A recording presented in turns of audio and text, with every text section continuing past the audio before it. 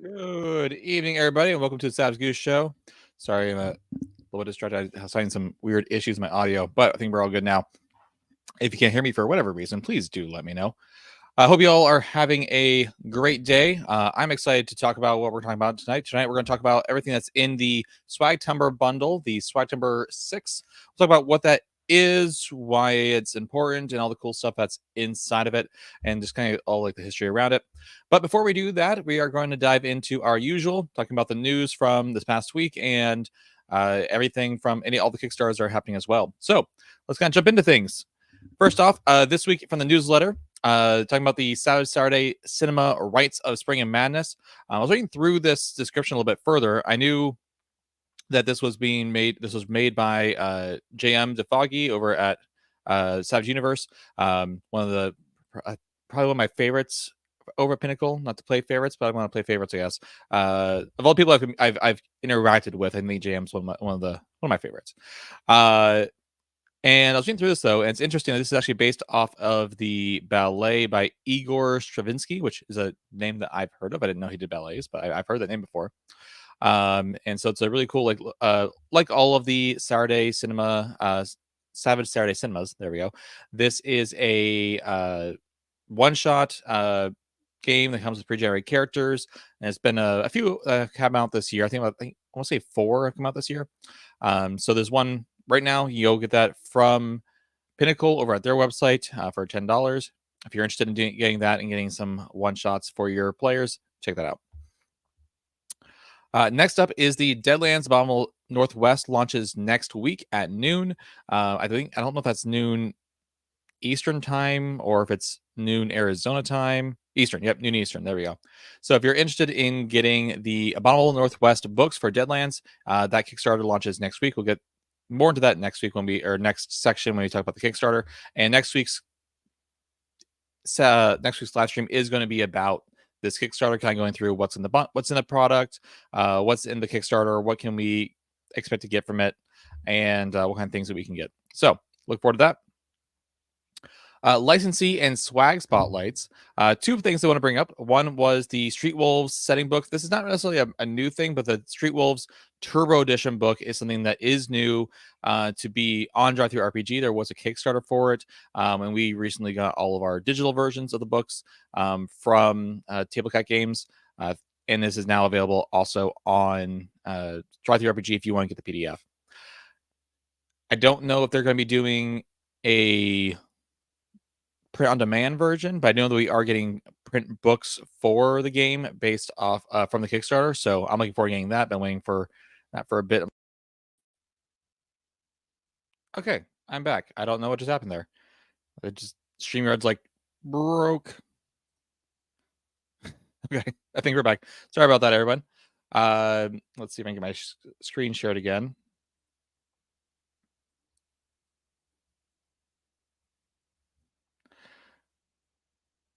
Okay, cool. All right, cool. Also, Wild Eye Woodward clarified that there was currently 5 Savage Saturday Cinemas, so I miscounted, and I apologize for that. All right. So, let's see here again. So, talking about Street Wolves, I'm super excited for this setting. I think I've realized that I have my own thoughts of how I'm going to play this setting that might be a little bit different than what was originally proposed. I think I'm definitely doing in my mind way more cyberpunk-esque kind of stuff, just placed in a 80s retro future. So more hacking, more of that kind of stuff. But we'll see. I'm also just really excited to get my hands on this book. I don't know why I've been waiting. I'm really excited. I'm just really am. I've been watching movies to get myself pumped for it. So yeah. The other swag spotlight is for Westerberg. This is a book I mentioned last week. This is a Savage mini setting through the Adventurers Guild, and we're going to talk about more as we get into the actual main discussion today. But this is basically just a book that's been or a small book that's a love letter to Dracula, Castlevania, Underworld, those kind of IPs that has a really cool. It just looks really fun. So we'll talk about it more in a moment. And then, of course, the big news is that SWAGtember 6, Return to the Bundle, for Savage Worlds is here. And we're going to talk about all the stuff that's in it. Or I should say, I can't talk about everything that's in this book or in this bundle. There's a lot going on here. I can't talk about it all. There's a few main things that I want to pull out, but there's over 40 PDFs, over $100 worth of savings for $30. So if you're interested in getting it, either right now or at the stream, if you see kind of things that I'm excited about, you can take a look down below. So with that, I think we're just going to kind of dive into, because I think that, or actually, got stuff to do with the Kickstarters, don't I? Gotta talk about Kickstarters.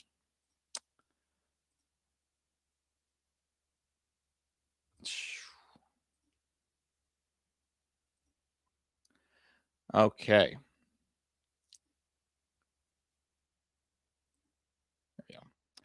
So Kickstarter is coming next week is the Deadlands Abominable Northwest game.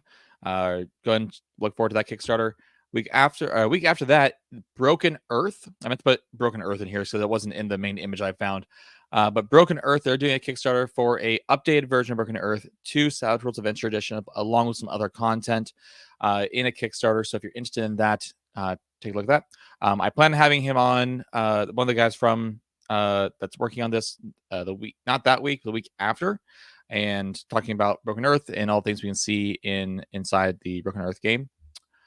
In October, we are expecting Starbreaker, Saints and Sinners.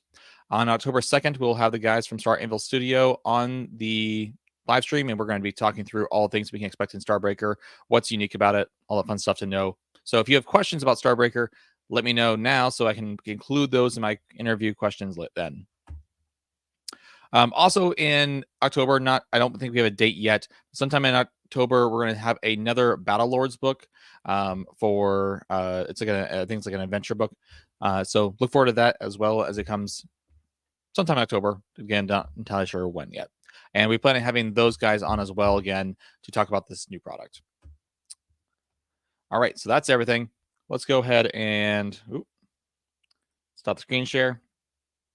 And we're going to talk about everything that's in SWAGtember. So let's go ahead and move on here. I'll share my screen.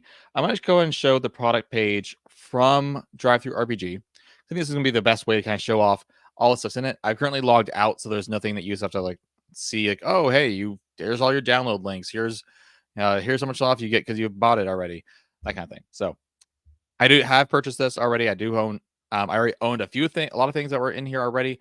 So I got a discount when I did buy this. That's the nice thing about DriveThruRPG discounts and bundles, is that if you already own certain products, they do give you a discount off the entire bundle, based on whatever metrics they feel makes sense. So I did own a lot of these products, or I won't say a lot. I own several of these products already that gave myself a little bit of discount. But if you don't have any of these products for some reason, it's only $30 to get. There's $100 worth of products, and I'm going to talk about a few of these products a little more in depth so you can know what kind of value you are getting from this bundle. So the first things, I'm not going to go too depth in. I'm going to make kind of overview, is 2 100 encounters for one for Fantasy Desert, another for Borderland regions. These are just, you would think, it's like a table of 100 random things that could happen in these certain environments. I read through the Fantasy Desert one, just kind of get some ideas, because I've had some games that run a little more in desert. What kind of things are in there? There's some fun little prompts for you. And I think the nice part about these tables is that they're mostly there for you as a GM to have like a random prompt to kind of spurn on ideas for your game, what kind of things that you want to do in it, and those kind of things. I think you can also use these for solo play. There's some other solo play stuff that we're going to see in the list here. And I think I've seen a lot more people talk about solo play recently, or mentioning that they use X product for solo play, especially in regards to Savage Worlds. So I think that's really nice and cool. We'll see more. Making sure I'm not missing anything in the chat so far.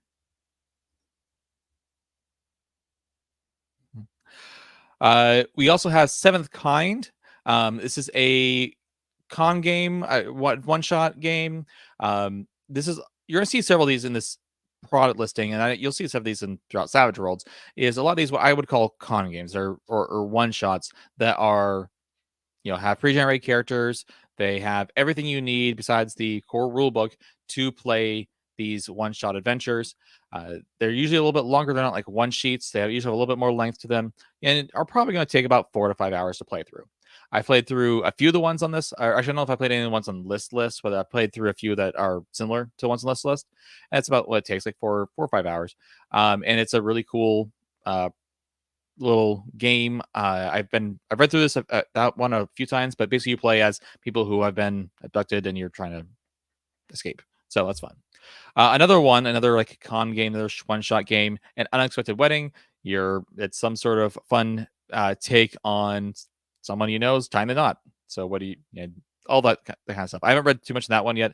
That one didn't quite grab my eye enough for me to really dig into the source material. But I think for people who like fun one-shots, it's probably going to be something fun.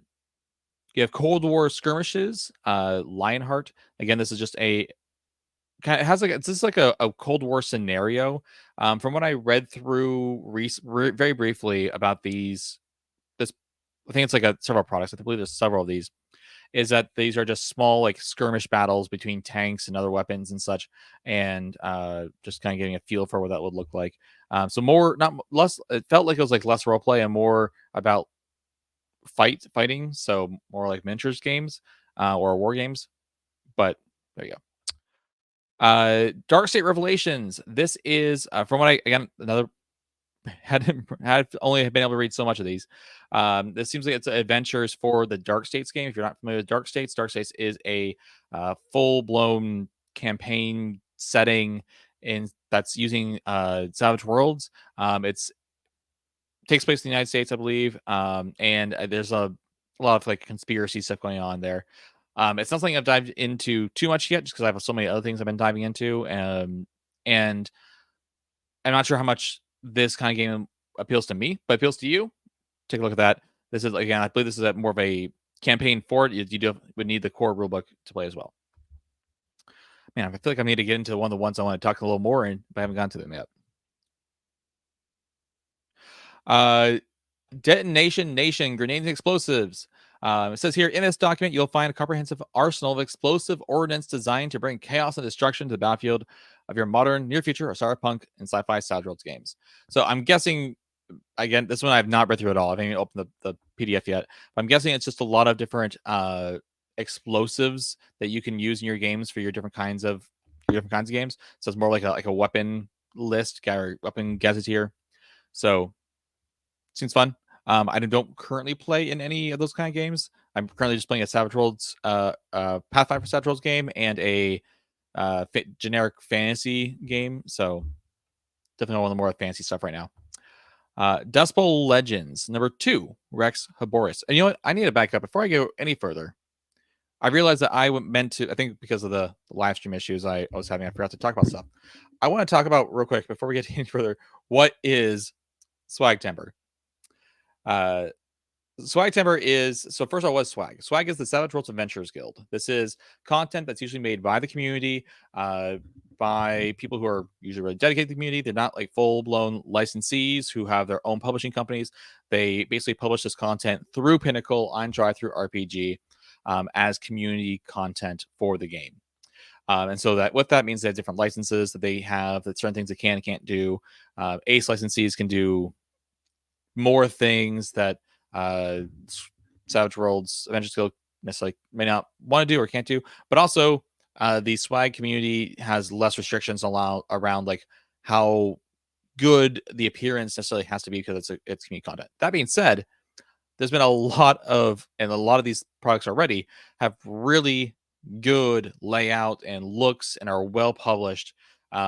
And despite the fact that they are technically community content. So if you're worried about like the quality of the content in here, because there's a community content, don't.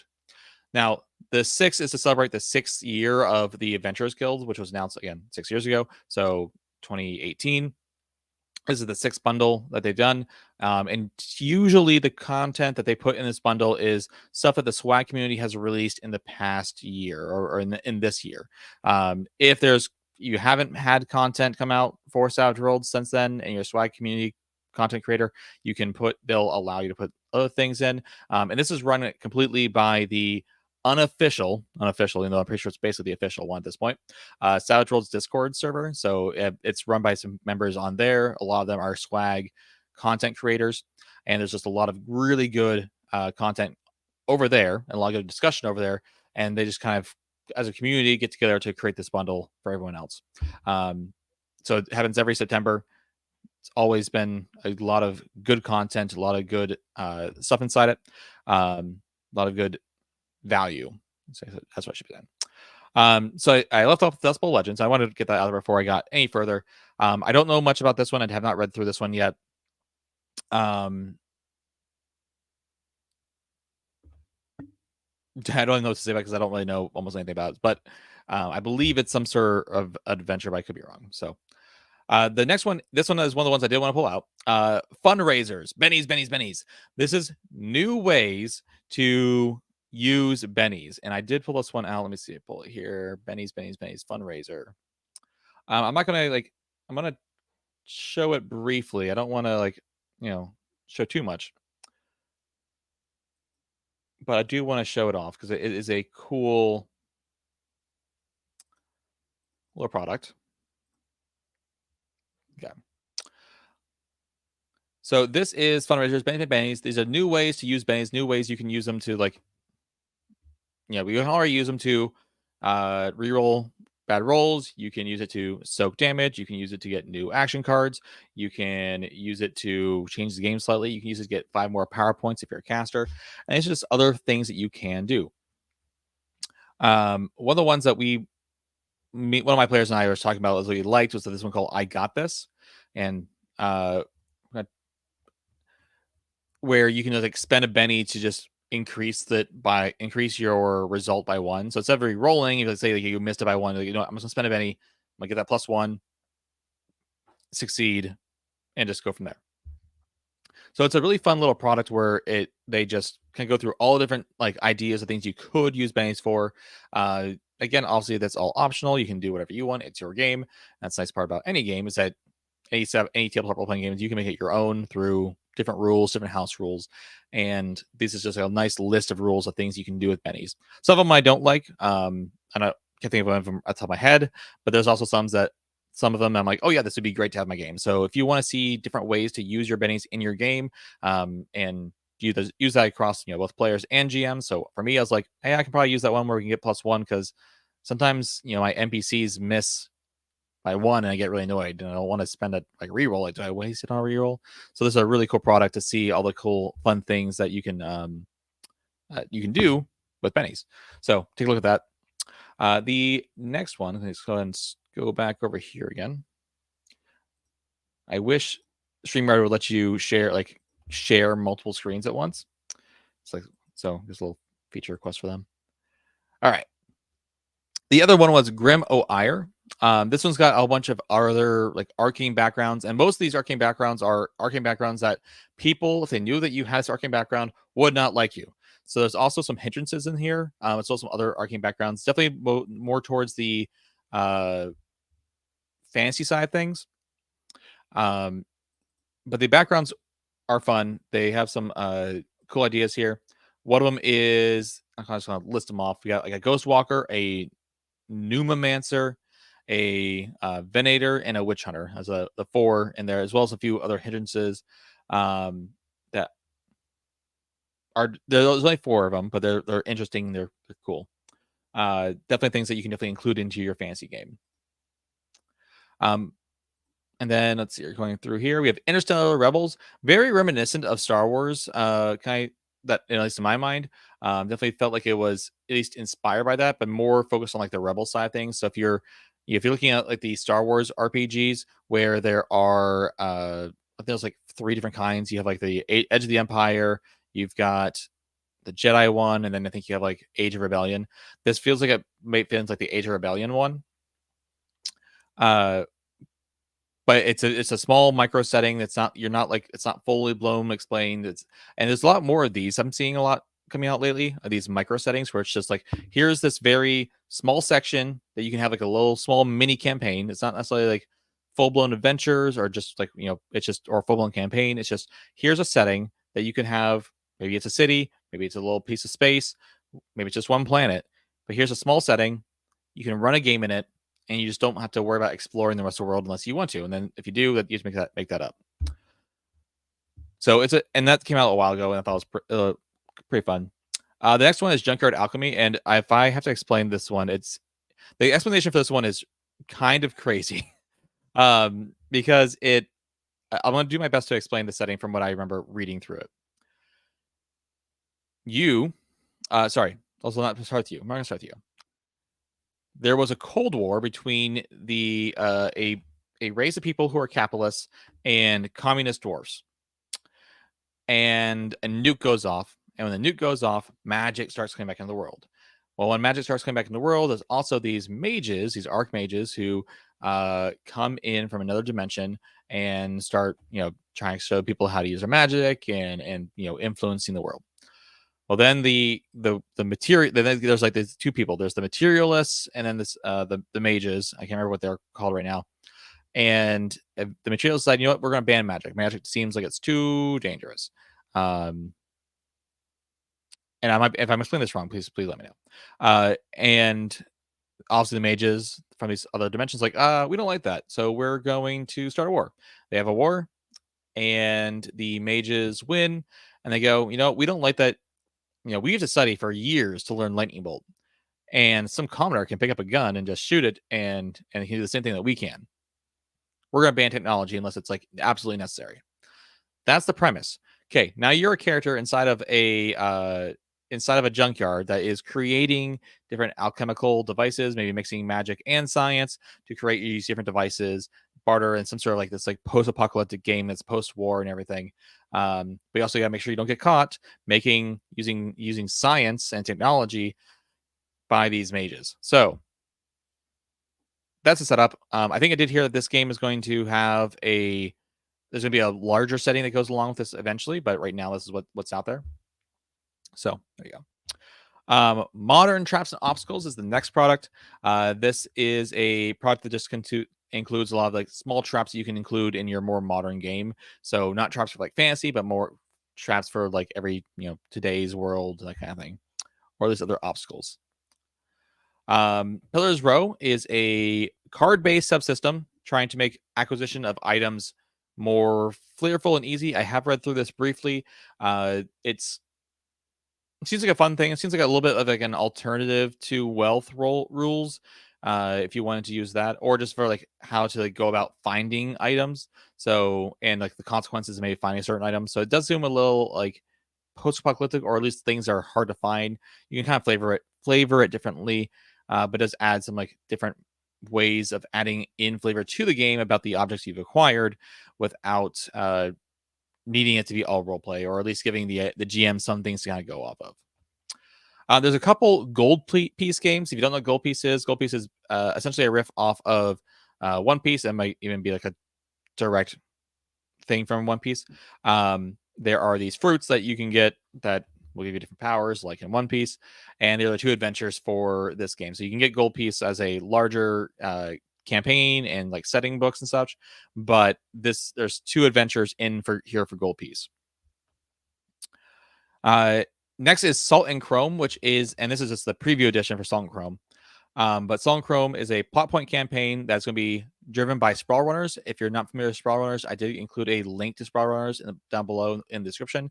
Sprawlrunners is basically just a small book that is not even really a setting book, but it's just like a bunch of ways and ideas for you to run a cyberpunk game using Savage Worlds. From what I've seen, it's pretty much the de facto, like besides like Interface 0 as a campaign setting, Sprawlrunners is the default book people get to run other cyberpunk games. So think of it like the cyberpunk companion for Savage Worlds, where you have your sci-fi companion and your horror companion and your fantasy companion, super powers companion. This is basically Sprawlrunners is essentially the cyberpunk companion, and this is gonna be a game.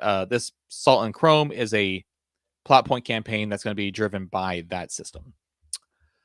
Okay, this one is probably this next one, Setting Rule Veritas, is probably the one I've talked the most about to other people, because I read through this, and this is a setting rule, and it's got a lot of details in it. So it's like I think it's like 8 pages of this setting rule, and then other consequences of using the setting rule. And it's a way of somewhat doing sanity, but also doing magic because you know how the world works. You know that this is, and there's different ways you can flavor it. When I was thinking about it and talking about it with a friend on Sunday, there's a lot of ways you can flavor the way you use the setting rule. One of the ways I thought of is you could use it kind of like the Matrix, where you know that you're in the Matrix. You know that this world is not real and it's slowly driving you insane. But because you know it's not real, you're kind of able to use it to your advantage and to be like, this is not how physics work now. Kind of like how Neo does at the end of the first movie, where she's like, I'm just gonna fly because this isn't real. And if I can just accept this isn't real, I can just do whatever I want essentially. Um, so that's one way to take it. And then I think there was also like one of the Saints Row games where you're in a computer system. That's kind of the way I kind of took it too. But it's also a little bit of like a you could use it kind of like sanity rules. And the nice thing about this is that you could very easily just drop this into your game without much you know much stuff happening. You just be like, hey, you now have this attribute called Veritas. Kind of works a little bit like wealth system, where it's not really like tied to anything. You just have a die of you now know the truth of how the world works, and so you can just start with like a D4. You get a D4, and this is given to you by your GM until it gets to a certain point. And you can use it in different ways. Again, you can use it as an arcane background, but you can very easily just drop this into your game, almost any genre, and just be like, hey, this is like, I know we're halfway through the game, but I'm just going to drop this on you now. You know the truth of how this world works. And it's kind of crazy.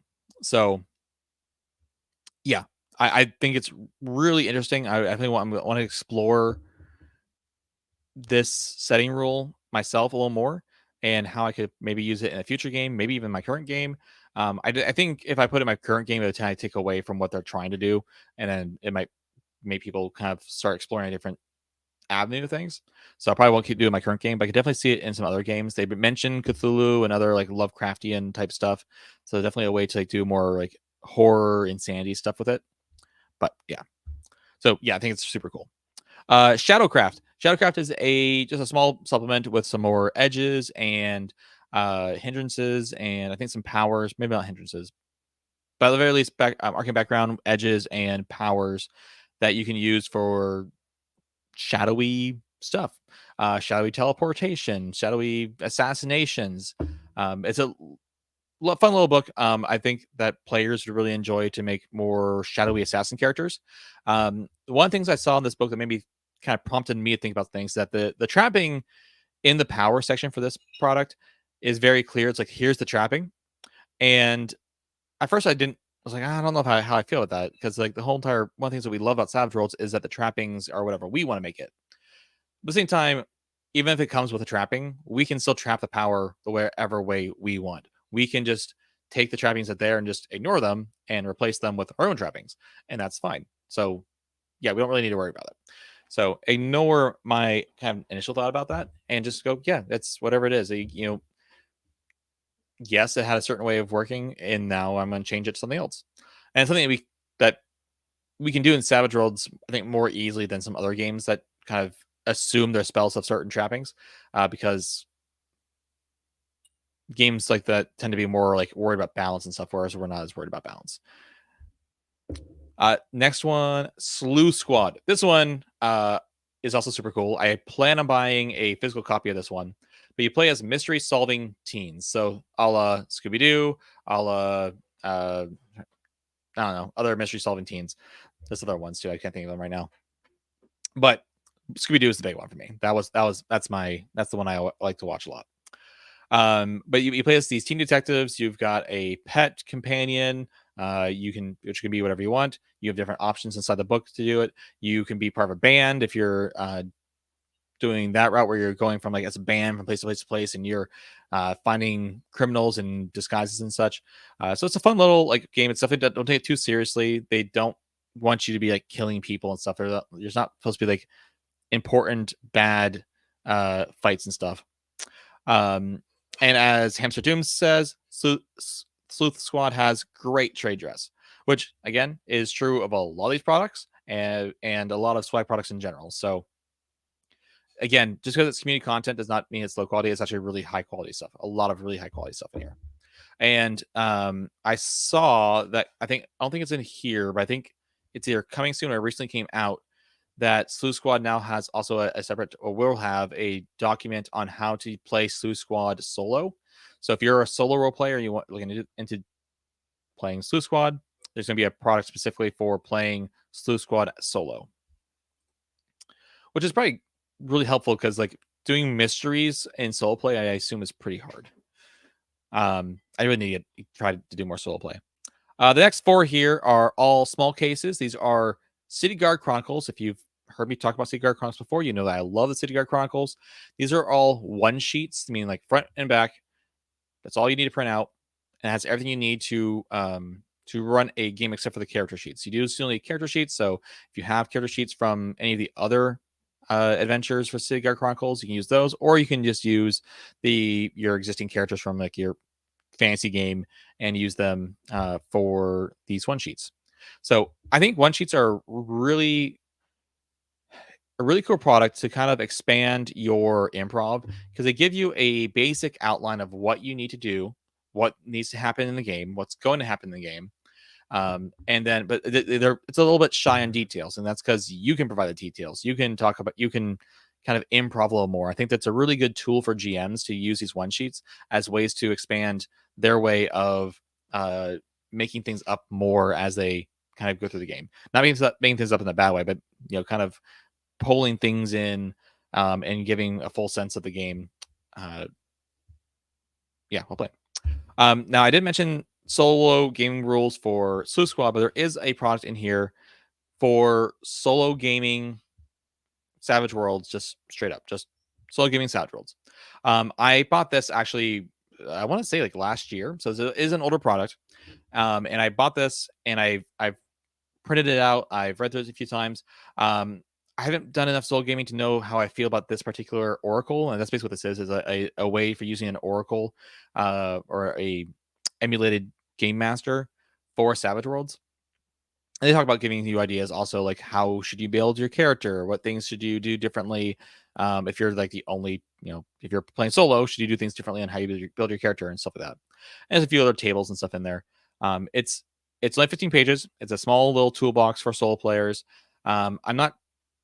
I need to play around with it and actually play a game with it and then compare it to some of the other emulators that I'm looking into using, like Mythic. Mythic's the big one that everyone seems to use. So we'll see. So that's a little fun thing there too. The next product is Sprawlrunners. I looked into this briefly. And from what I can tell, it's another thing like some sort of other cyberpunk thing, but more a la Shadowrun, where there are other races. There are elves and there's dwarves, and they didn't used to be. So that for this setting, it's again a little micro setting where magic has kind of come back into the world, and when it did, it turned people into elves and dwarves and all these different mythical races, fantasy races. But there's also still technology. We still have the stuff, and then we kind of continue on with technology to the point where we have jacks to our heads, and we have stronger arms, prosthetic arms that are been replaced with augmentations and stuff. So little fun little micro setting there to kind of experience that kind of gameplay. There are some stream templates that are for different powers.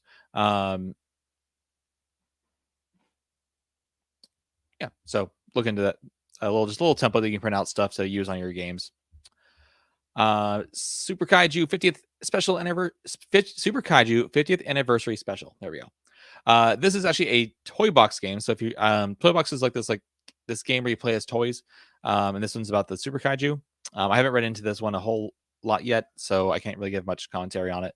It did catch my eye, and I kind of wanted to read a little more, but I haven't just gone around to it. Terrible Hindrances. This is a fun product.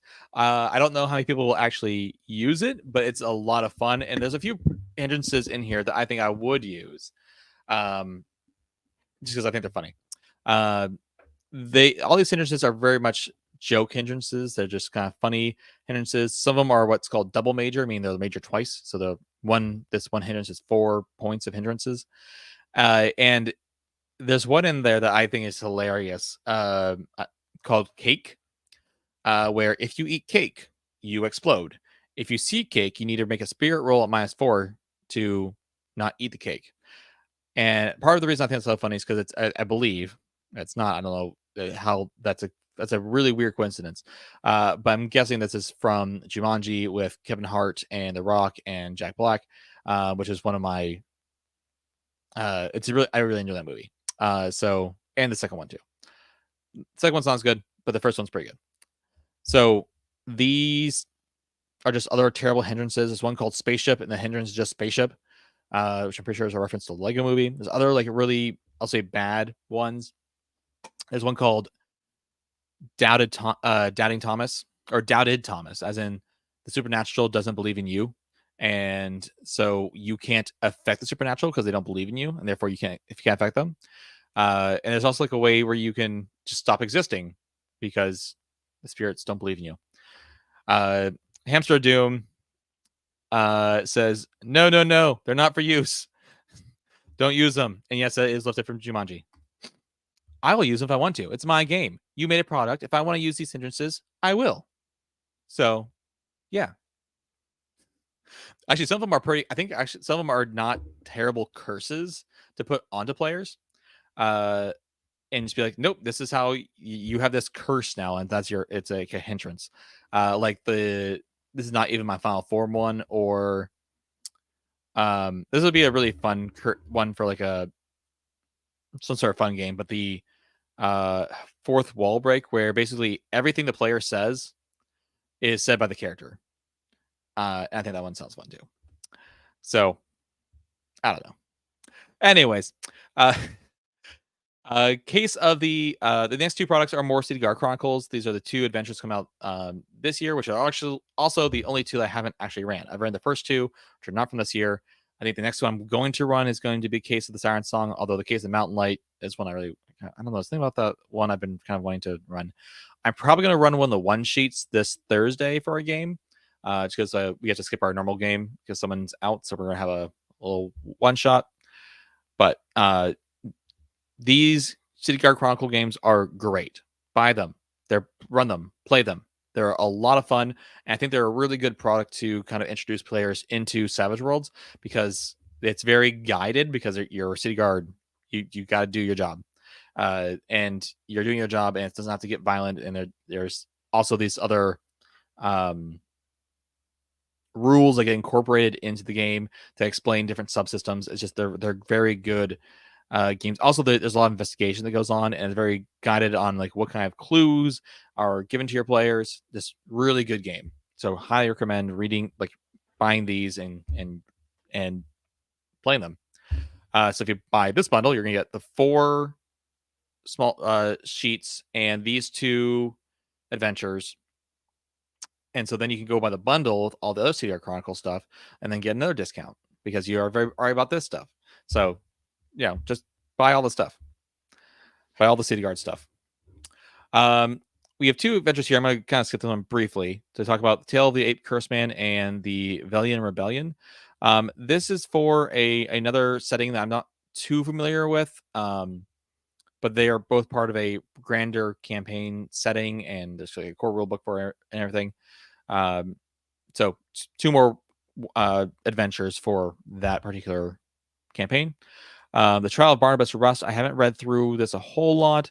Very super futuristic. Supposed to be, I guess, a little bit grimdark and like a futuristic grimdark.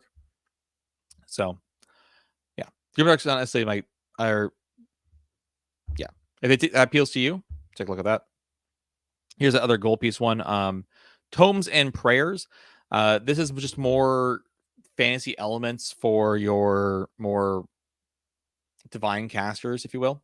You got new animal companions, you got new powers. Animal weapons. You have different just like powers and options for your games, for your fantasy setting games that are made by the community. So very cool. Here's those are the other 2 for Void Runners, the Revenori Empire. This is the core rulebook for that game, I believe. So if you're interested in running that, it's a futuristic game.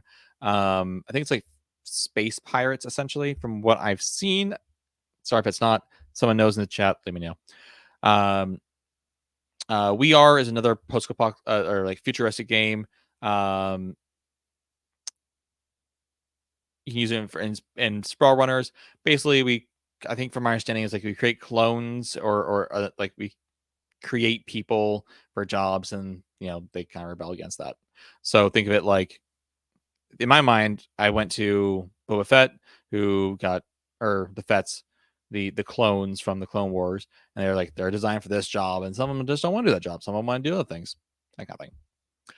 We did talk about Westerberg earlier. So again, this is a very like Castlevania, Dracula underworld type setting, very dark, very gloomy, very good for the upcoming Halloween season if you want to play that kind of dark, gritty game. And just a little mini setting, another micro setting of the city of Westerberg for those kind of games. So a lot of these micro settings I think are really fun for having like 5-session campaigns, or maybe like very, very short campaigns compared to other like longer campaigns. With Friends Like These is I believe it's an adventure that you want to have that goes along with the Big Apple Sewer Samurai game, which is sort of like Teenage Mutant Ninja Turtles, but that's not turtles. But it's got that kind of idea of like these crazy characters who are having fun in the Big Apple, interacting with these other creatures, a lot of martial arts, that kind of stuff. Yeah. So I haven't gotten into that particular campaign setting yet either. There's just so much stuff to go through, and you only got so much time. And the last product is another Gold Piece game. So if you're interested in like playing like a One Piece game, check out Gold Piece for sure. Okay. And at the end of that is everything. I highly recommend checking this out. Highly recommend, if you're interested in buying this, there's a link down below. It is an affiliate link, so I would get like a little bit of kickback through RPG. If any of you swag creators and other creators out there, let me know if that comes out of your guys' stuff, because if it so, I don't want it to. But I assume it's I assume partially that it comes out of the fees that Drive Through RPG takes out inherently. And then so I won't feel bad about taking money from Drive Through RPG. But yeah, if you guys do use the links down below, though, that does support me. That does help me get some funds to buy other products, to review and such. I have like a stack of books that I wanted to read through and talk about, and I'm still trying to figure out like the kind of formula I want to go through. Part of me feels like I should probably review the main book, like I should just sit down and have a review, like, okay, here's Savage Worlds, here's my review of Savage Worlds' book, and then go through the companions, and then from there start going into the other products and stuff. But I also want to play through these games before I actually like do a review, either as one shots or longer games, or maybe even just some solo play. Yeah. All right. So I have a lot of stuff coming up in our future live streams. Next week we're going to have. Let me get my calendar out here so I actually remember who I'm having on. But I have a lot of people coming on. So next week we're going to talk about the Abominable Northwest Kickstarter. So no one's coming on next week, but we're going to talk about the Kickstarter for Deadlands at the Abominable Northwest. The week after, Christian Serrano is going to be back on, and we're going to be talking about how to bring the setting to the table. We talked a little bit about this already in our last live stream with him, where we talked about Eberron and how he brought Eberron into Savage Worlds. But we're going to kind of go through some more generic recommendations, and we're going to go through and try to bring a setting into Savage Worlds and explain why we would do that, why we wouldn't do certain things, and kind of talking about through that. So look forward to that. The week after, I'm hoping to have someone on. I haven't confirmed confirmed if they are available yet, but I plan on having a publisher from the industry, from the Savage community, coming on. Then the week after that, October 1st. October 1st. Oh, I got those dates wrong on my slides earlier. We're going to have Star Anvil Studios on to talk about Starbreaker, which hopefully will be around that time. And though they're still working on a date for their Kickstarter, but we're going to talk about it at that point. On the October 8th, so I know it's like a week away, we're going to talk with the Battlelords guys. And then the week after that, we're going to talk about in the middle of October. We're going to talk about the best horror settings for Savage Worlds. That's the thing I decided we're going to talk about. So tell me what you think is some of your favorite horror games for Savage Worlds, things that you would like to play during October. Yeah.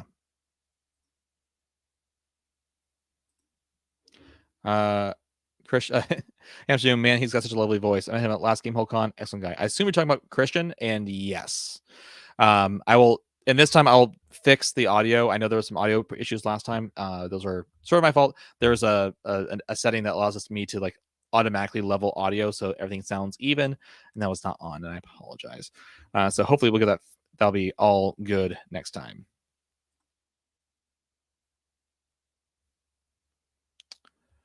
All right. Wild Die Woodward wanted me to mention that a lot of them are going to be at GameholeCon in a few weeks as well. So go check that out. Like, go meet some Pinnacle people over at GameholeCon. I wish GameholeCon was closer to me, but I believe it's like in the West,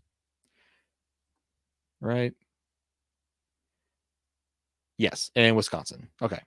So actually, that isn't terrible. I could probably make it out there if I drove like 12 hours, but not going to leave my wife with 3 kids at home for the weekend.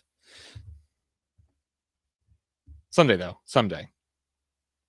We'll get out to some other conference, some other conventions. All right. Well, thank you all for spending your evening with me. I appreciate you all coming and hanging out. If you think that this bundle sounds good and sounds like a good value for you, check it out down below. I think it's a great deal on a lot of cool adventures. Even if there's some things you don't use, there's $100 worth of stuff in here, and you can probably use at least some of it.